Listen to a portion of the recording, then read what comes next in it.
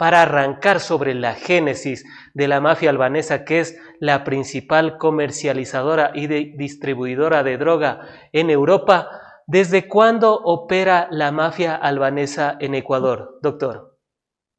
A ver, según la información de la Policía Nacional, no la mía, la mafia albanesa está acá desde más o menos de la década, de la primera década del año de este siglo. Está en el Ecuador, o sea, no es que está ahora. O sea, hizo sus primeros pasos, abordó el Ecuador, vino Dritan Hilka, vino toda esa gente y se comenzaron a meter a vincularse y a conectarse. O sea, Por, década del 2000 en adelante, incluyendo todos los gobiernos. Ahí entró la mafia albanesa.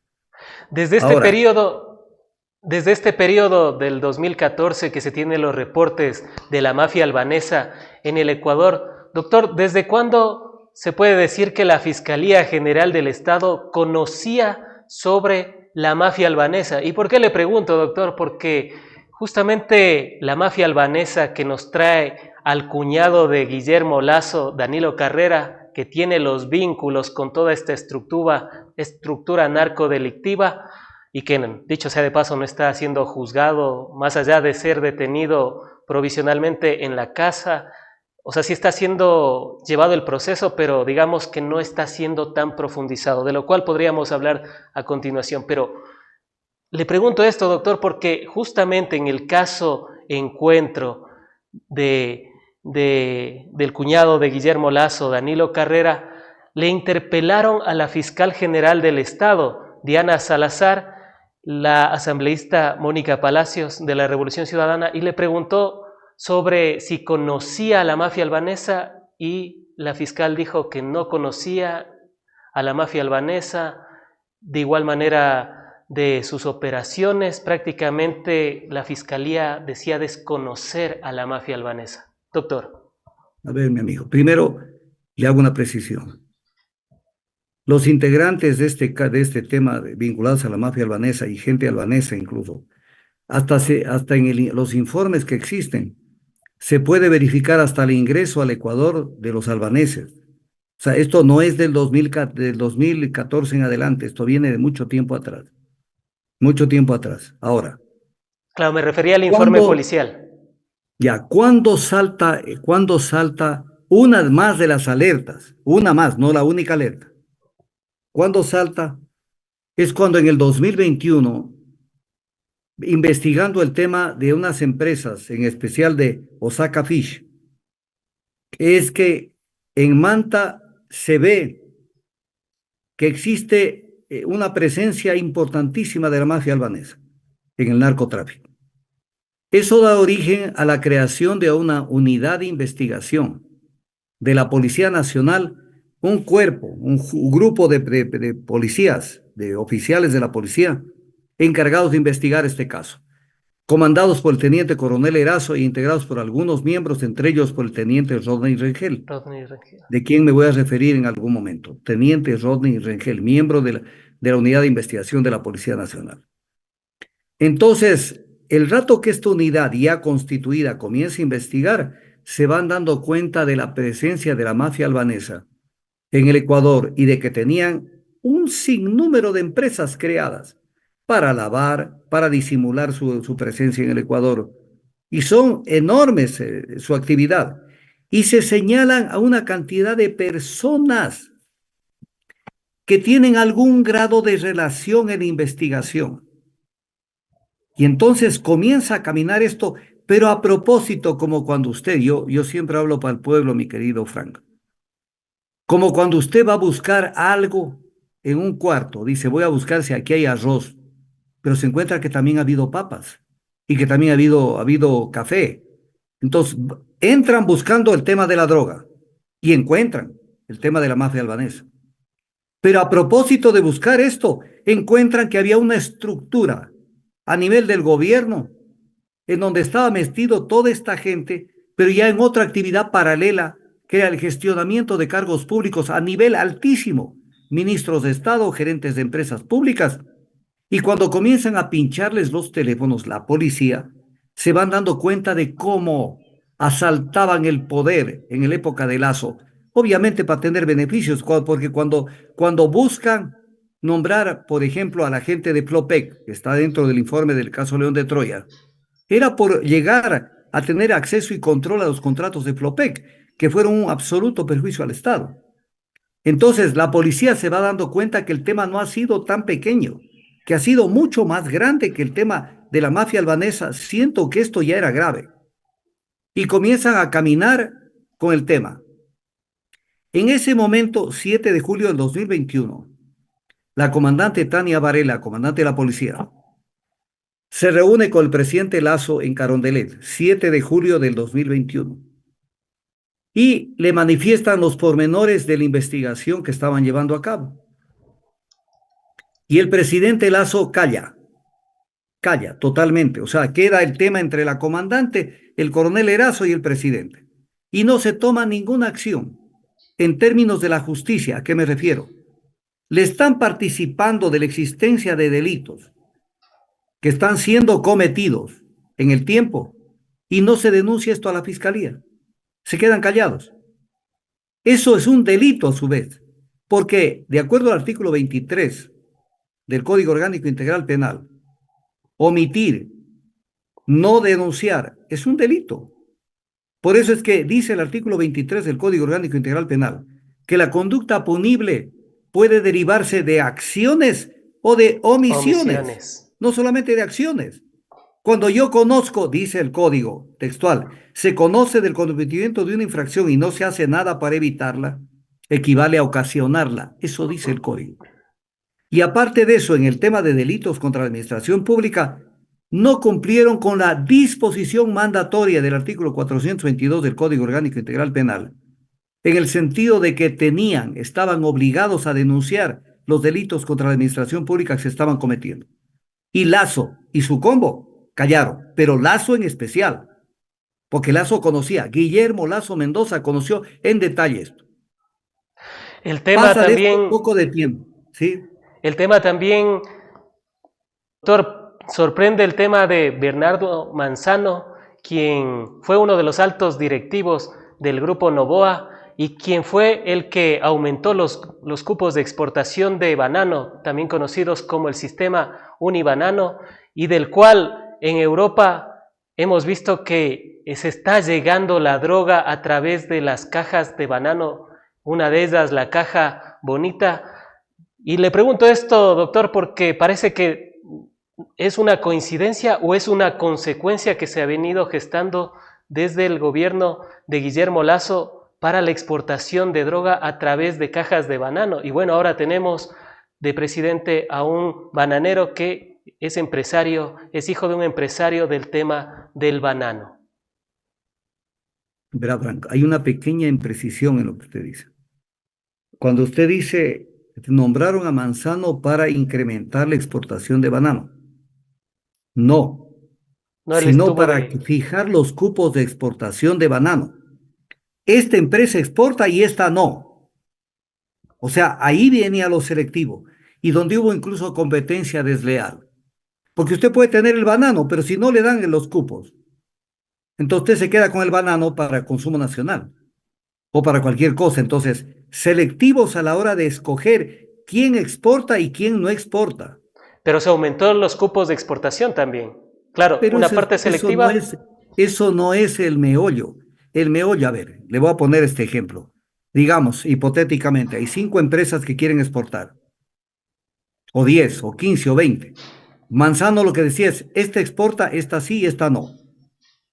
Entonces ahí viene la pregunta, ¿por qué esta sí y por qué esta no? Y luego se ve que la exportación de banano venía acompañada del tráfico de cocaína.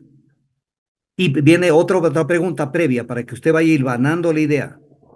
¿Por qué es que en las reuniones de Cherres, que era el principal contacto de todos estos grupos con la mafia albanesa, por qué pedían que Bernardo Manzano sea ministro de Agricultura?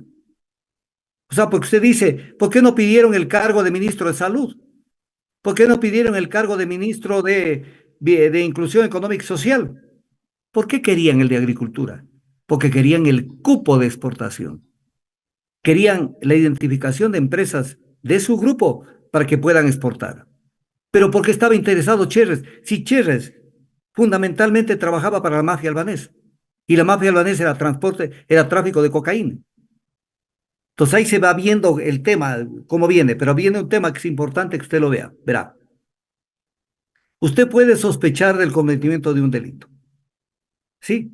Y no solo sospechar, sino tener elementos, indicios, presunciones y elementos de convicción. Entonces usted dice, aquí hay un delito. Por ejemplo, la designación de Bernardo Manzano. ¿Por qué lo designaron? Lo pide Cherres. Lo trafican a través de Danilo Carrera y su combo, cuñado del presidente. Y usted dice, bueno, todo el mundo puede intentar hacer algo, pero se perfecciona el delito cuando el presidente emite el decreto designando a Bernardo Manzano ministro de Agricultura. Quiere decir que Lazo le hizo caso a Danilo Carrera y a Rubén Cherres sobre esa designación. Por lo tanto, está plenamente probado el delito de tráfico de influencias.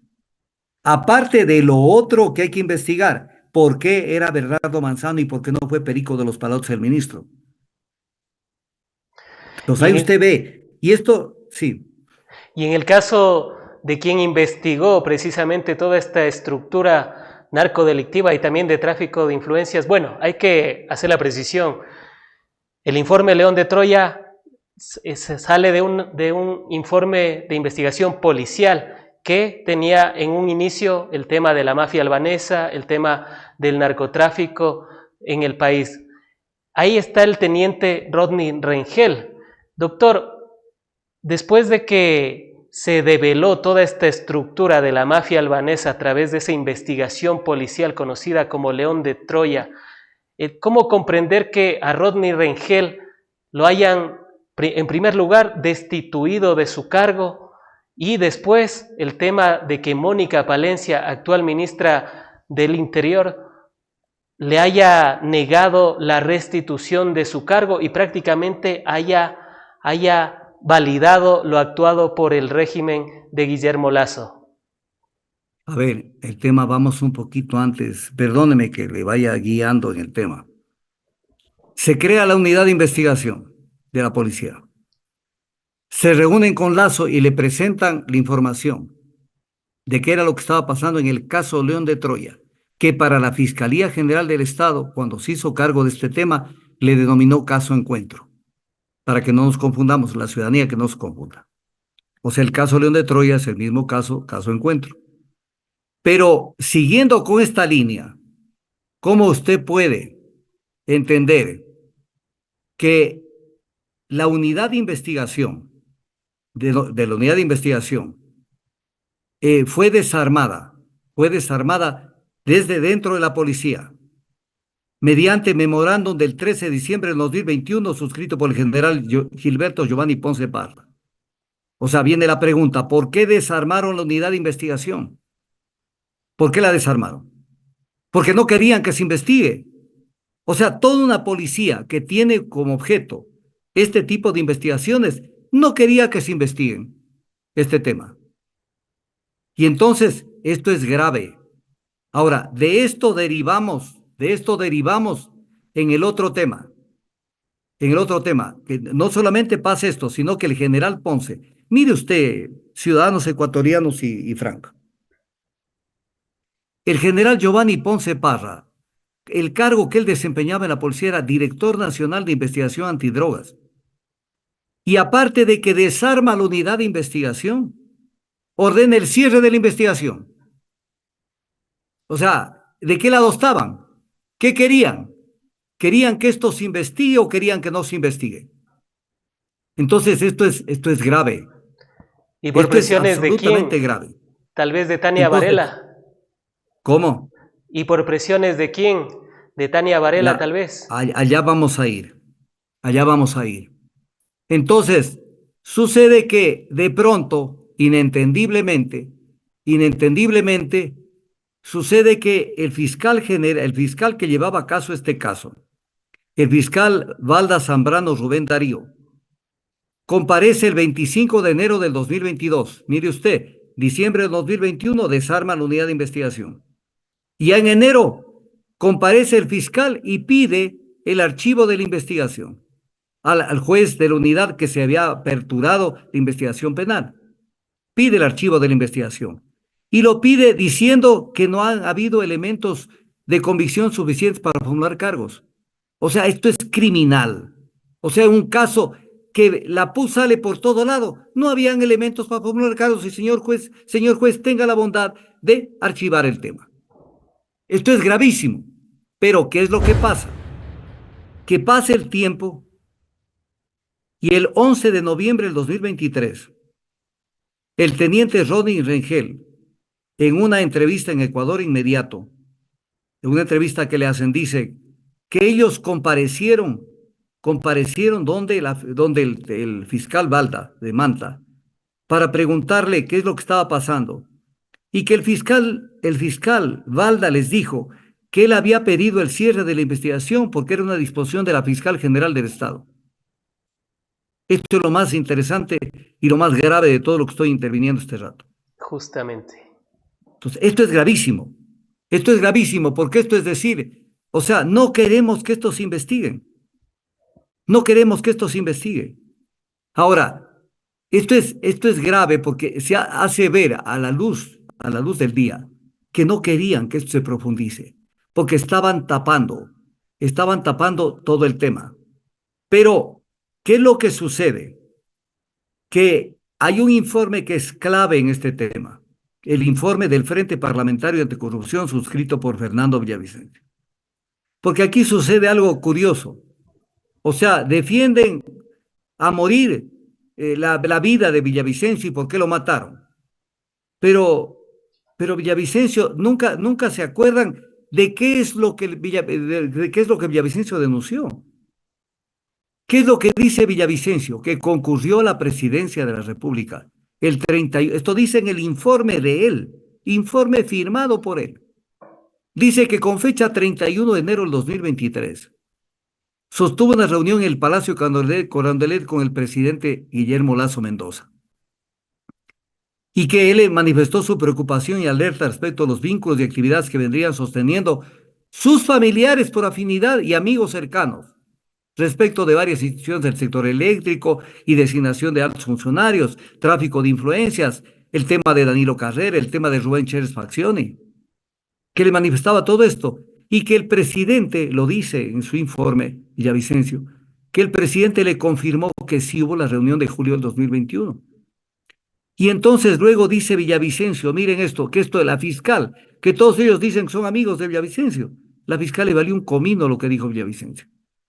Porque Villavicencio dijo, el presidente, leo textual lo que él dijo, el señor presidente de la República deberá dar razones a la propia Fiscalía General del Estado. Mire usted, yo trato de ser lo más puntilloso en mi presentación. Dice, el presidente de la República deberá dar razones a la propia Fiscalía.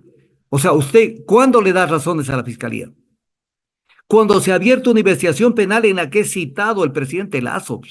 Porque usted no va a decir, perdón, discúlpeme, quisiera decirle unas palabritas. No, no, usted va porque le piden que vaya. Por eso dice Villavicencio, el presidente deberá dar razones, deberá, o sea, está obligado a dar razones a la Fiscalía de por qué ha mantenido una inacción respecto del impulso de actos investigativos o denuncias tendientes a determinar la comisión de infracciones a él informadas.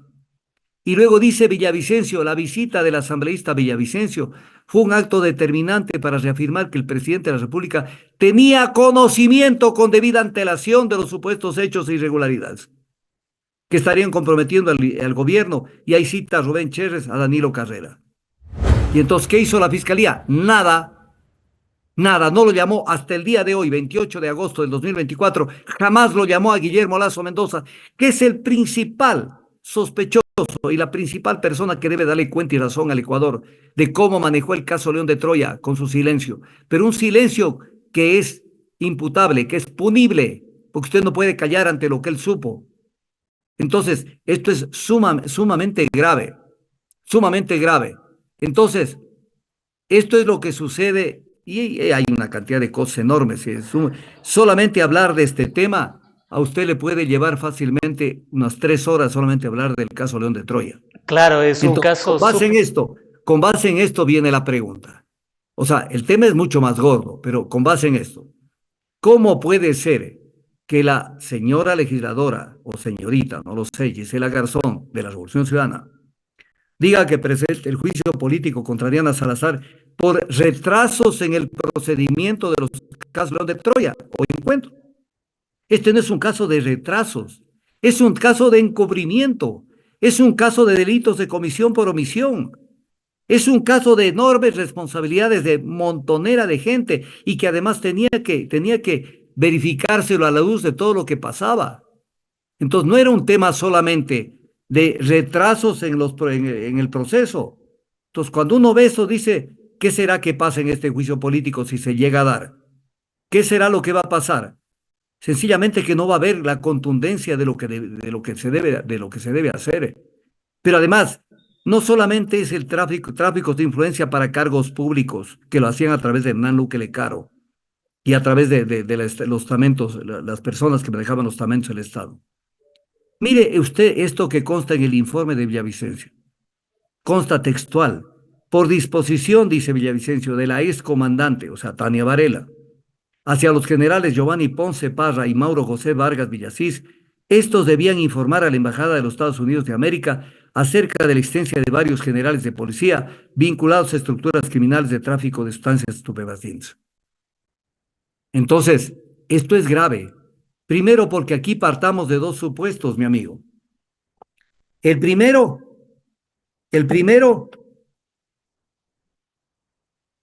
en mayo previo a la posición del presidente. Sí, está bien, en enero solicitó el archivo, el informe, está bien. El primero, respecto de lo que acabo de comentar. Vamos a partir de un supuesto no consentido, Frank, de que había vinculaciones de ciertos generales de la policía con el narcotráfico. Que eso tenían que informar a la Embajada de los Estados Unidos. Eso tenían que esto tiene que investigarse y sancionarse, Doctor, porque es una violación brutal al ordenamiento justamente, jurídico ecuatoriano. Dígame, no le oigo. justamente, doctor, ¿cómo comprender que en ese entonces Michael Fitzpatrick, embajador de Estados Unidos en Ecuador, haya hablado de narcogenerales así a viva voz, sin más, sin haber dicho nombres, y la Fiscalía General del Estado no haya solicitado por lo menos, díganos los nombres, o el Estado ecuatoriano también diga, disculpa, embajador Michael Fitzpatrick, pero te estás metiendo en asuntos internos, porque eso, doctor, no sería precisamente meterse en asuntos internos si no dio nombres y solo lanzó la piedra? A ver, ya cumplió con el objetivo que buscaban, conforme lo dicho por Villavicencio. ¿Cuál era? Desacreditar a 4 generales. Porque ya esto fue la noticia que cundió en el Ecuador durante todo ese tiempo. Hay 4 narcogenerales, hay narcogenerales. Entonces justificó votar a 4 generales para ascender a 4 coroneles y cambiar la composición de poder político dentro de la policía. Y entre los ascendidos, el esposo de la comandante Tania Varela, el coronel Noguera. Claro. Pues primera cosa, o sea, un objetivo claro, pero además tienen que responder por qué fueron a informar a la embajada. No es que usted lo dijo de otra manera, que la fiscalía debería tomar acción, sí, es una noticia crímenes. Podía de oficio investigar, no lo iba a hacer, porque ellos pertenecen al mismo grupo político. Pero viene el tema, si los generales, si la comandante Tania Varela y los generales Ponce y Vargas conocían de la existencia de narcogenerales, eso tenían que tramitarlo, viabilizarlo ante la fiscalía presentando la denuncia con las pruebas, con los documentos, con los indicios, con todos los elementos de convicción que tengan. Tienen que presentar a la fiscalía, pero no informar al embajador, porque el embajador ya cumplió con su papel del esnable, este pobre hombre que vino a hacer ridiculeces en el Ecuador, Fitzpatrick. Ya cumplió con lo que ellos querían, que se arme esa confusión y que el Ecuador se hable de narcogenerales para facilitar la salida de 4 generales y abrir el cupo de 4 coroneles. Aquí vale la pena decir esto. Cuando la comandante Tania Varela está con el presidente Lazo el 7 de julio del 2021, va y le cuenta una triste historia y le dice, vea, presidente, aquí hay este papel, el informe del caso León de Troya, donde le quiero contar, siquiera hasta con un pañuelo en la mano, están involucrados su cuñado, está involucrado las altas esferas. En ese momento le bajaron los pantalones a Lazo. Ese momento. Y de ahí para adelante Lazo hizo lo que ellos querían en la policía. Se tomaron la policía. ¿Por qué? Porque Lazo no podía decir nada, porque sabían ellos lo que estaba pasando. Entonces, esto es grave. Por eso es que mire usted, que esto lo relata también Villavicencio. Por eso dice, cuando el presidente Lazo, ante el caso María Belén Bernal, dispuso la salida de los generales Ponce y Goyes, el capitán Zapata, y en ese momento mayor y ministro del Interior, ¿qué es lo que dijo? Lo contradijo a Lazo. Él dijo, no, no, hay que actuar con prudencia, no, no hay que tomar así las decisiones. O sea, el subalterno le dijo al jefe, le dijo, no, no, esa decisión no es la correcta. ¿Por qué dijo que no era la correcta? Porque no podía botarlos a la calle para que abran la boca. Porque cuando usted hace eso, entonces lo van comiendo a Lazo. Entonces, esto había que investigarlo al detalle. Y la fiscalía lo que hizo es ponerle el desacelerador al tema y no realizar la verdadera investigación sobre este tema. Y eso Para podría, llegar. doctor, y bueno, sin duda alguna el tema es súper amplio, como usted dice, unas 3 o 4 horas tranquilamente para analizarlo, incluso periodo por periodo, pero doctor, quisiera toparle el tema de lo que dijo Boscán. Boscán de La Posta dijo que la fiscalía había alertado al líder de la mafia albanesa, Dritan Hica, sobre los operativos del caso La Pampa. ¿Se podría hablar de que el Estado, se podría hablar de que la fiscalía, además de lo que usted ya nos ha comentado, con esto también que aseveró Boscán, está al servicio de la mafia albanesa? A ver, mi amigo, si lo dicho por el teniente Rodney Rengel, que la fiscal le ordenó al fiscal Balda, la fiscal general, que archive la investigación del caso Leo de Troya, o sea, no quería que se siga profundizando a través del juez el tema, y el juez fue un papanatas o tal vez otra característica. Porque el juez está viendo el proceso en sus manos, que no tiene una hoja. Está viendo, verá lo que debe hacer un juez. Ya voy a hablar sobre Boscan, espérame un ratito, verá. ¿Qué debe hacer un juez? Si yo tengo un proceso donde tengo 1000 y pico de hojas y me viene un fiscal y me dice, señor juez, le pido que archive. Yo leo el proceso, lo quedo viendo al fiscal y digo, no, no, no, a mí no me vienes con 8 cuartos. A mí no vienes me vienes con esto. Entonces lo que hago es que esto lo permite el Código Orgánico Integral Penal. Sencillamente cambio de fiscal, pido el cambio de fiscal. Punto. Balda no era para mí, si yo soy el juez de Manta, no era la persona ideal para investigar, porque me está pidiendo que investigue, que archive una investigación que es gorda y que tiene numerosas implicaciones. Entonces inmediatamente lo que hago es pido cambio de fiscal y paso el tema que me analice otro fiscal, porque ya no es idóneo el fiscal Balda. Pero sucede que el juez aceptó. El fiscal lo hizo. Y el teniente Ronald Rengel dijo que es por orden de la fiscal general. Si le creemos a Rengel, entonces la fiscal estaba tapando estos delitos. Y no solamente son delitos, son muchos delitos. Si le creemos a Boscán, que dice el tema de Dritan Hica, que participó de esa manera la fiscal, que eso tiene que probarlo Boscán, y entiendo que lo está probando. Entonces estamos ante un caso grave. Entonces, donde desde dentro de la institución que está llamada a perseguir los delitos de acción penal pública, lo que está haciendo es no solo no perseguirlos, dependiendo de determinadas personas, sino aparte de eso, lo que está haciendo es tomando estos casos y archivándolos, o difiriéndolos, o tapándolos. Esto O es gravísimo. dilatándolos en el tiempo. Por eso es que, por eso es que, cuando la fiscal, que creyó pasarse de lista diciendo que este es un narcojuicio, tenemos que decirle, sí, señora fiscal, sí es un narcojuicio político, porque aquí hay implicaciones de la fiscalía respecto del tema de la mafia albanesa y otros temas más, pero es un narcojuicio, absolutamente de acuerdo. Doctor, ¿cuál es el mensaje que le dan? O sea, en este momento el gobierno dice que lucha contra las mafias, contra los grupos narcodelictivos. La fiscal general del Estado también dice que lucha contra los grupos narcodelictivos y contra las mafias. Pero doctor, ¿cuál es el mensaje que se da cuando a Rodney Rengel, que investigó el caso León de Troya, que luego derivó en el caso Encuentro, por lo cual prácticamente Guillermo Lasso estuvo contra la pared y tuvo que lanzar la muerte cruzada, ¿cómo comprender que justo a él, que investigó estos nexos con la mafia albanesa, que es la principal distribuidora y comercializadora de droga en Europa, lo hayan destituido después de haber investigado este caso León de Troya, y que ahora Mónica Palencia no haya revertido esa decisión, sino que se haya ratificado en esa misma decisión del gobierno de Guillermo Lasso? Doctor. Porque son lo mismo de lo mismo, mi querido Franco. Son lo mismo de lo mismo, pero además una cosa, para una próxima entrevista conmigo o con cualquier persona, yo no supe que no tenía esta información, pero le hubiera mandado el audio y el video de Rodney Rengel cuando dice que Balda les dijo que la fiscal ordenó el cierre de la investigación.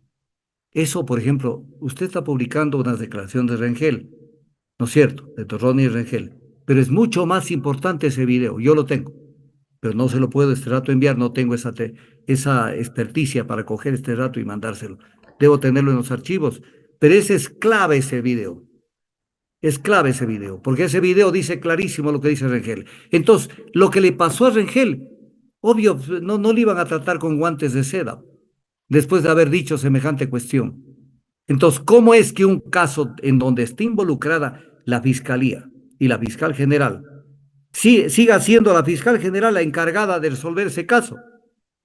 Cuando ella es la principal señalada en este tema, esto tenía que haber pasado a otro fiscal, posiblemente al fiscal subrogante, en quien tampoco tengo confianza. Pero no puede una persona investigarse a sí mismo. Entonces es grave. Lo dicho por Ronnie Rengel es gravísimo. Y lo dicho por Boscan es gravísimo. Y a todas Pero luces, había que sacarle. Cuando Ronnie Rengel fue a la Asamblea Nacional, ¿usted cree que los asambleístas utilizaron su presencia para hacerle decir, no para obligarle a decir, sino para captar su información? Le preguntaron pavadas a Ronnie Rengel. Por eso es que tengo miedo de que en el juicio vuelvan con otro tipo de soquetadas. Ahora, con todo el esto, tema, no, el tema del juicio político, con todo esto no solamente, sí, justo doctor, con todo esto y estas nuevas revelaciones, aunque bueno, insisto en ello, el colega periodista Andrés Durán, también conocido como el chochólogo, ha venido denunciando todos estos casos, La Pampa, ya prácticamente un año, el tema de la mafia albanesa, el tema de fiscales que tienen propiedades, en fin, un sinnúmero de cuestiones que ha venido denunciando el colega. Pero justamente con todo esto, doctor, podría ser que se le incluya, o mejor dicho, se modifique el juicio político y ya se hable de encubrimiento de la Fiscalía, de la Fiscal General del Estado, Lady Diana Salazar, hacia la mafia albanesa. ¿Se podría hacer eso o ya no se podría modificar aquello, doctor? A ver, el título del juicio político está allí, pero en el contenido que se le dé durante el juicio político, y no solamente de la señora Gisela Garzón, sino que una vez que intervenga la señora Garzón, pueden intervenir una cantidad de todos los legisladores, los que quieran intervenir.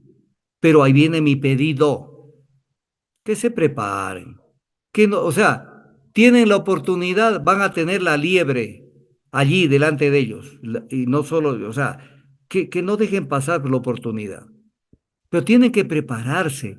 El tema en la política no solamente es tener una intención, tener una actitud, sino saber formular las ideas, documentarlas, justificarlas, abonar con pruebas, con documentación sobre el tema, pero no hacer el papelón. O sea, a ver, perdóneme que me meta en el tema.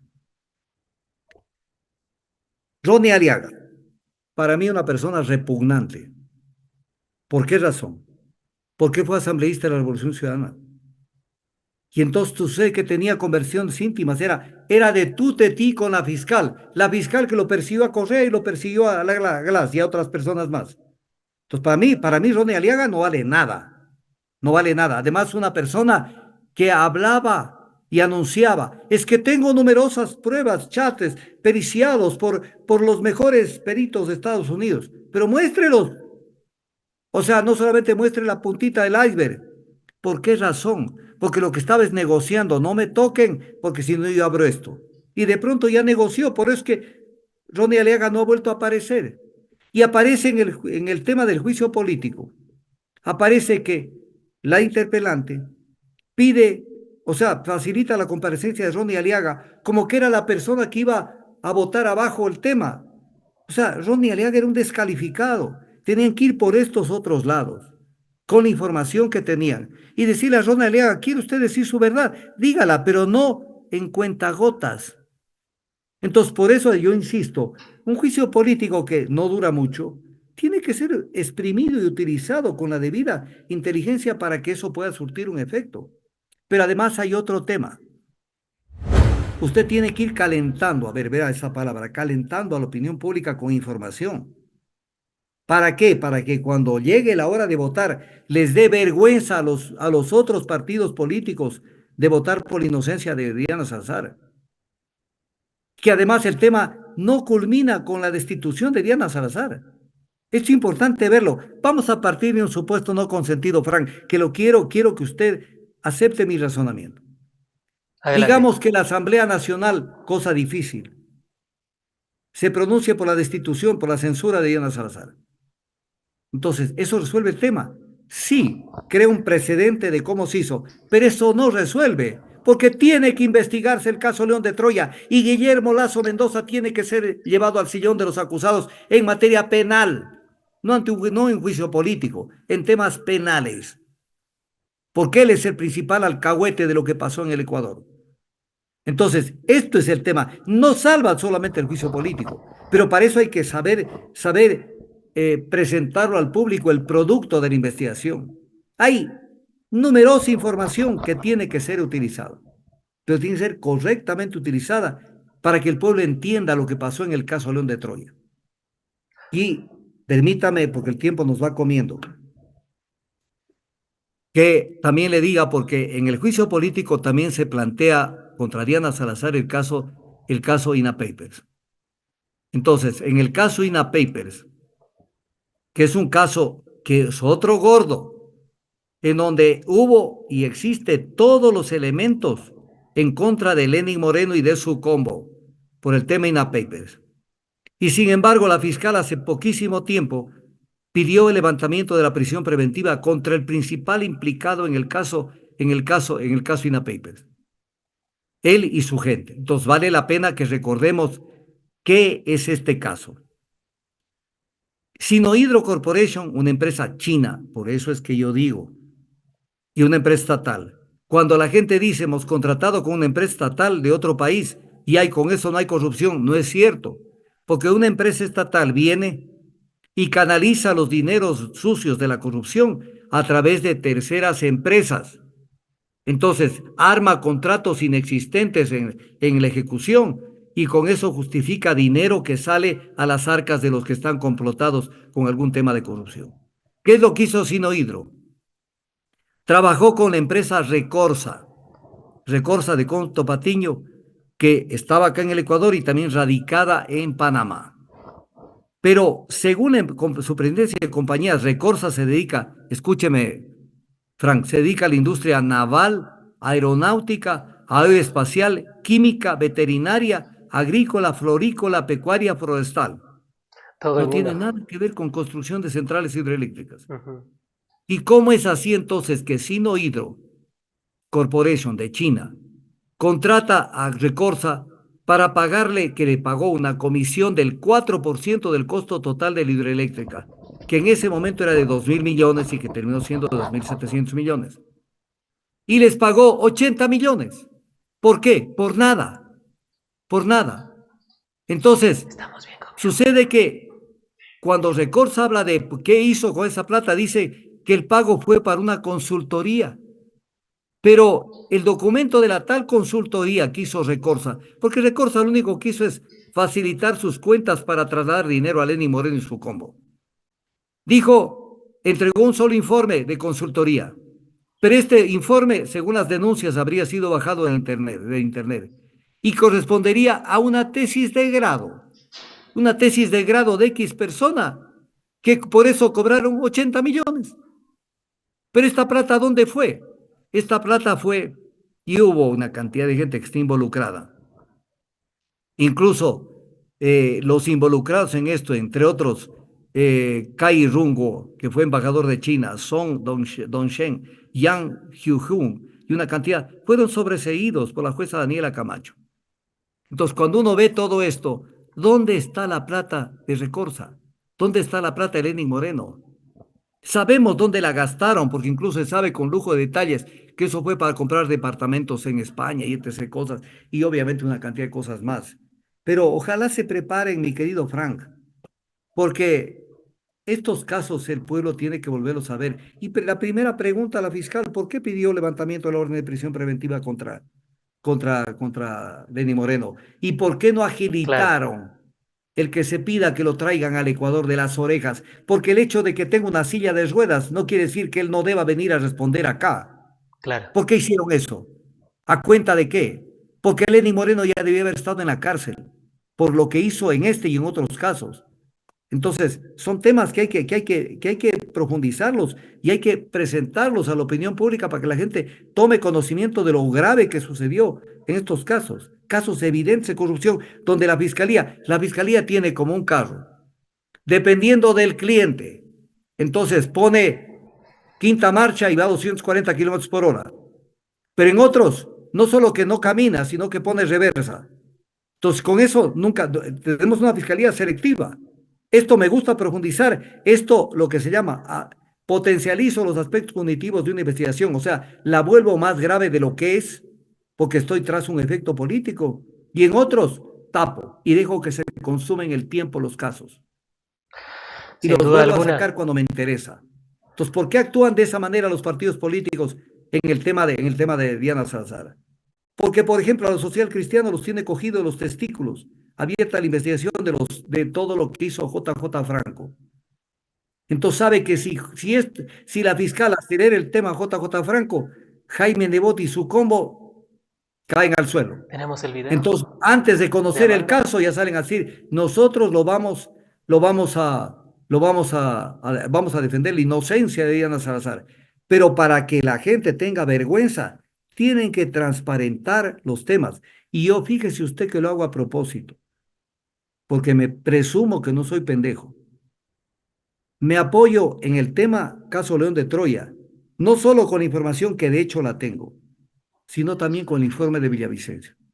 Porque esa es una forma de Doctor, destapar un tema, en el sentido de que Villavicencio no le hicieron caso, que a Villavicencio les comenzó a apestar. ¿Cuándo les comienza a apestar Villavicencio al gobierno de turno?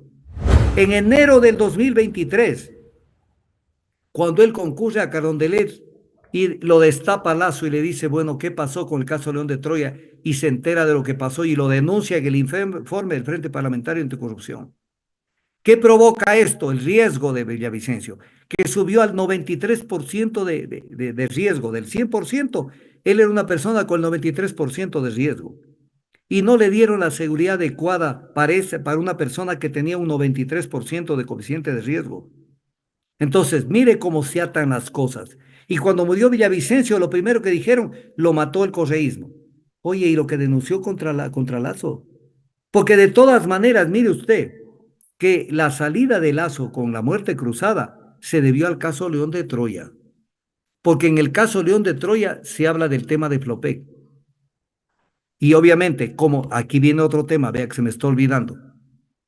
La Corte Constitucional del Ecuador, en el caso de la muerte, en el caso del juicio político a Lazo, no permitió, y carajo, eso en el Ecuador tiene que esto investigarse con el pasar del tiempo. Lo que pasa es que nuestros asambleístas son más quedados que qué.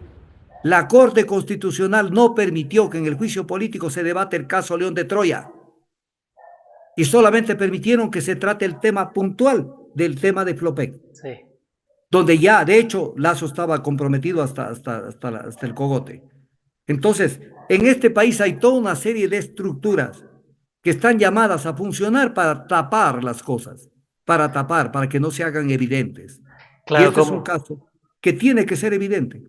claro, cómo olvidar esa actuación de la Corte Constitucional cuando impidió precisamente abordar el tema de el León de Troya, el caso policial de Investigación Policial León de Troya. Doctor, brevemente, por cuestión de tiempo, la última pregunta en torno a esto, y es si es que el Estado ha estado ausente, y en torno a ello, con todo lo que ha operado la mafia albanesa, si es que podemos hablar de un narcoestado o si estamos hablando de un Estado que ha facilitado las operaciones empresariales de la mafia albanesa en el Ecuador. Doctor. Verá, el, el antiguo, que fue su esposo, Francisco Huerta Montalvo, fue esposo de Mónica Palencia en su momento. Él elaboró el informe sobre el narcotráfico, sobre las vinculaciones del narcotráfico. Y allí él alertaba ya de que había una contaminación enorme en la democracia por parte del narcotráfico. Y esto es consecuencia de todo ello, pero viene un tema. Yo trato de ser lo más didáctico posible, mi querido Franco, en los temas. Trato de ser lo más didáctico posible. ¿Por qué tenemos narcotráfico en el Ecuador? ¿Por qué tenemos? Porque aparece cocaína dentro del territorio ecuatoriano, siendo que no somos productores. No somos productores. Y ahora somos los ¿Quién produce? Es principales, Colombia.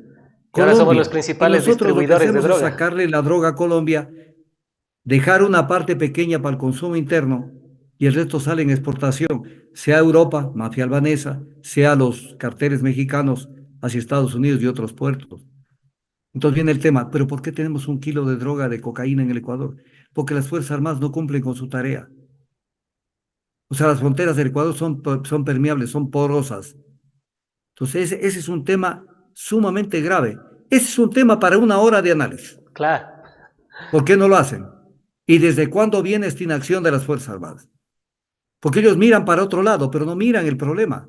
Entonces los tienen cuidando cárceles. Mire que es tan fácil en el Ecuador confundirlo.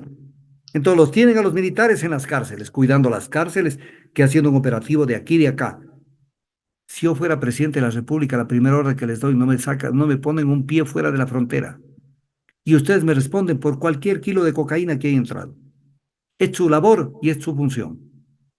Si eso se cumple, desaparece el narcotráfico en el Ecuador, porque no habría incluso lavado de activos, porque el lavado de activos es porque se ha hecho algún trabajo que merece una remuneración. Entonces eso reporta en el sistema bancario, en el sistema financiero, en el sistema cooperativo, reporte de dinero.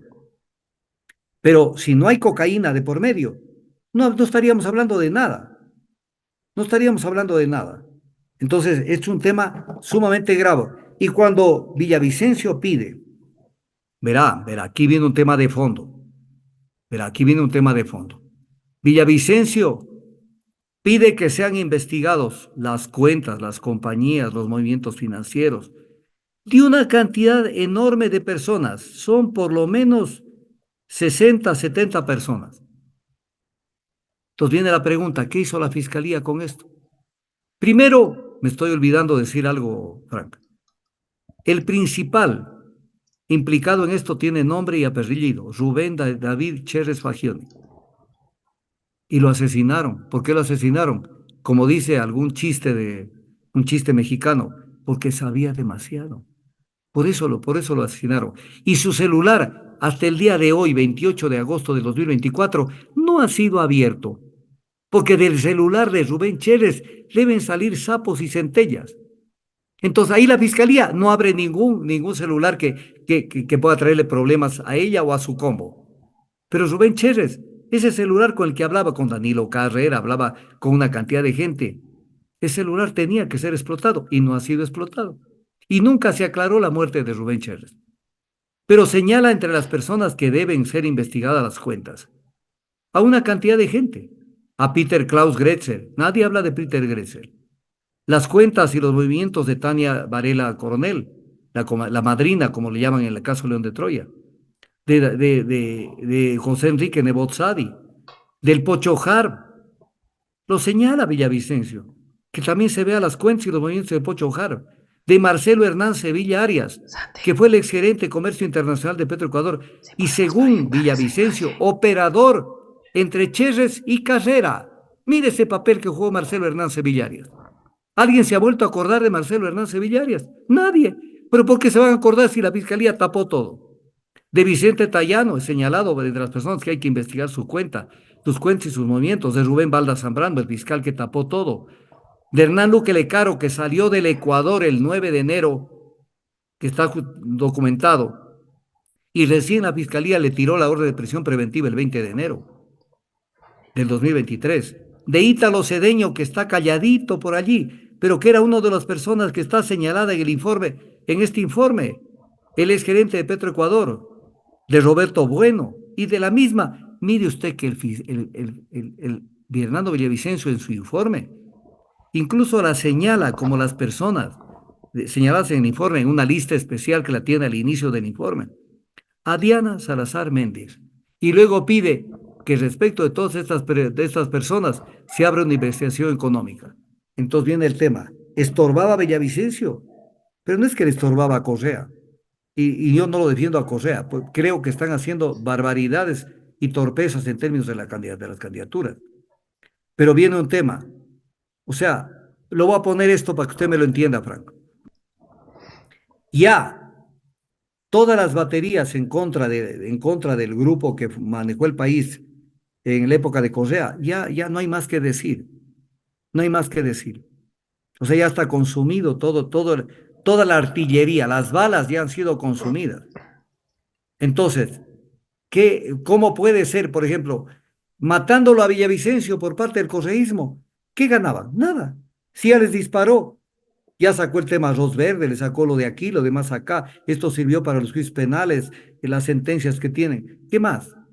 Matándolo no resolvían nada. ¿A quién les beneficiaba matarlo a Villavicencio? Aquellos que todavía no habían sido llevados a los tribunales. Ya los correístas le sacaron la madre. Entonces por allí no era el tema. Creo que me Doctor, estoy haciendo entender, mi querido Frank. doctor, la última en torno a ello, y es justo una de las declaraciones que dio Anderson Boscan, donde prácticamente asegura que la fiscal general del Estado trataba de mafioso a Fernando Villavicencio. Vamos a proyectar el WhatsApp que fue también expuesto por parte de Anderson Boscan en la posta. Y vamos a leerlo brevemente. Que no vino al país a cooperar, sino huyendo de Estados Unidos, porque allá no tendrá las ventajas que aquí. Porque en lugar de hablar de lo que se sabe, no nos informa sobre los bienes que adquirió allá, después que sigue indultarlo o condenarlo. De verdad es Condecorarlo. vergonzoso. Gracias por la alerta. Cuidado y caemos en el juego. ¿Y por qué FB se presta para esto? Porque son grupos, perdón por lo que voy a decir, pelea de mafias. Es lo que reveló también Anderson Boscan en su programa En la Posta. Doctor, al Así es. respecto, ¿cuál es su opinión? Porque hubo un momento también, recuerdo, que durante el gobierno de Lenín Moreno, el secretario de gobierno de ese entonces había expuesto de cantidades que tenía Fernando Villavicencio en cuentas nacionales y en cuentas extranjeras. También hablaba del hermano y también hablaba de algunos familiares. Doctor, nada más le pregunto sobre esto que también expuso Anderson Boscan. Verá, Frank, en esta entrevista hemos dicho cosas muy fuertes y documentadas y muy pesadas. Por ejemplo, lo último que acaba de decir no ha sido demostrado, que Villavicencio tenía esas cuentas. Sí se habló. Se habló incluso de que mandó a pedir un dinero, no se comprobó. Entonces, en un tema como el que estamos desarrollando, no hay que desinflarlo por ningún lado. Lo que se ha dicho es ya suficientemente contundente. Y lo más importante es que no se ha querido juzgar todo lo denunciado en el caso León de Troya y en otros casos, porque no les da la gana, porque pertenecen a determinados segmentos, a determinados grupos. Entonces, ese es el gran peligro que tenemos en el Ecuador. Por eso es que cuando hoy dicen que están modificando el reglamento para elección de fiscal general, que hay un proyecto de reglamento de Verduga, que hay otro proyecto de reglamento de Fantoni, que no sé qué, yo me río. Porque en el fondo los reglamentos valen un comino. En el fondo es que el poder económico y político del Ecuador está pendiente de la asignación de cortes, de la asignación de fiscales, porque de esa manera adquieren inmunidad y además armas para perseguir a los demás. ¿Cuándo el Ecuador tendrá una fiscalía, una contraloría, una corte de justicia que no responda a ningún grupo político? Ese es un ideal que no se cumple en el Ecuador. O sea, cuando mire otro documento que es importante, que usted, no documento, un video que usted entiendo que lo tiene, pues si lo tiene, pedirle a su ayudante que lo ponga. La intervención esa cortita de Juan Sebastián Roldán. Cuando Juan Sebastián Roldán dice, yo esto lo he publicado en EBS en los medios, cuando Juan Sebastián Roldán, el hombre de confianza, su secretario privado de Lenín Moreno, dice, lo que hizo el presidente Moreno fue colocar en la fiscalía a Diana Salazar, fue un presidente valiente. Claro. Entonces usted ya va a entender que Diana Salazar, por eso es que cuando ella dijo hace poquísimos días, 3 días, cuando habló de del narcojuicio, digo, yo me debo al pueblo. Mentira, usted se debe a Lenín Moreno. Y si usted se debe a Lenín Moreno, entonces usted se debe a todos los complotados con Lenín Moreno. ¿Quiénes son los complotados con Lenín Moreno? El Partido Social Cristiano, creo, la gente de Álvaro Noboa, porque es el gran poder económico. La gente de Jimmy Jairala, que son los que impulsaron el 7 veces sí, porque no es que llegó Diana Salazar porque sí, llegó en base a un proceso de designación que era totalmente amañado, por eso lo dice Roldán, que el presidente Lenín Moreno la colocó en la fiscalía. Ahí está Gustavo Larrea y ahí está Diego Borja Cornejo, que con el Movimiento Poder Ciudadano impulsó este tema. Pese a que usted le hizo una entrevista, este tema no lo trataron en detalle. Usted impulsó el 7 veces sí y habló pestes de Jorge Glass Espinel. Entonces, que son temitas que ahí están y El que tema nadie del los, no 7 puede, se veces puede. sí lo abordamos con Diego Borges, efectivamente el tema de Pero Jorge no se Glass. aclaró, mi querido amigo, no se aclaró. No se aclaró. Él estuvo del lado de Lenín Moreno y puede haber estado del lado de Lenín Moreno, pero estuvo del lado de Lenín Moreno para captar, asaltar el poder de las cortes, el poder de la Contraloría, de la Fiscalía. Él estuvo en eso, como estuvieron otros. El Y gran de lo cual ideólogo del sería, asalto al poder, el que les dio la idea de que había que hacer la consulta y que había que tomarse las instituciones, ¿sabe quién fue? En entrevista al Plan B, Ramiro Aguilar. Y la Revolución Ciudadana lo invita para aquí, para allá en los medios de comunicación de la Revolución Ciudadana, a la persona que ideó esto, les dio la idea de cómo proceder. Y obviamente le captaron la idea, metieron la consulta popular con la complicidad de mucha gente y el apoyo de mucha gente, entre ellos de Diego Borja Cornejo, y sacaron el tema del 7 veces sí.